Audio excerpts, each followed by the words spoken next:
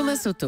Le Made in France avec Anissé Mbida. Bonjour Anissé. Bonjour Thomas, bonjour Julie, bonjour à tous. Ce matin, vous nous faites découvrir une pépite française capable de réaliser quelque chose d'unique, réparer des pièces métalliques qui jusqu'à présent étaient irréparables. Oui, innovation que le monde nous envie Thomas, parce qu'elle est née à Illkirch, près de Strasbourg, à la frontière allemande, département Bas-Rhin. 67 exactement. Ça, ouais. Alors la pépite en question s'appelle BIM, B-E-A-M, et au départ ils étaient spécialisés dans la soudure et la découpe laser. Un jour, ils ont l'idée de faire passer de la poudre de métal dans un microtube et de faire fondre au laser l'ensemble juste quand ça arrive à l'extrémité. Alors ça permet quoi, vous allez me demander? Eh bien de souder des minuscules morceaux de métal les uns au-dessus des autres. Et si on répète l'opération des milliers de fois, micro-soudure par micro-soudure, eh bien on peut réparer une pièce usée, boucher un trou ou bien carrément fabriquer une pièce de zéro. Et on vous a mis la vidéo sur Twitter pour voir ce procédé formidable. C'est de l'impression 3D en fait, non? Exactement, exactement. Mais avec l'avantage de pouvoir modifier une pièce existante.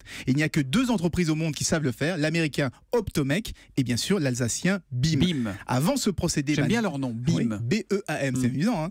Et bien avant ce procédé, dès qu'une pièce métallique était abîmée, un moteur qui était cassé par exemple, eh bien poubelle, il fallait tout changer. Là, ici, on peut juste ajouter le petit morceau qui manque et ce qui permet de faire des économies énormes. Bon, mais est-ce que cette sorte de rustine nouvelle génération est assez solide? C'est carrément solide, hein, parce qu'on parle d'alliage de titane ou de nickel. Ça leur a permis d'ailleurs de se spécialiser dans la réparation de turbines d'avion, donc des pièces qui coûtent très cher à changer.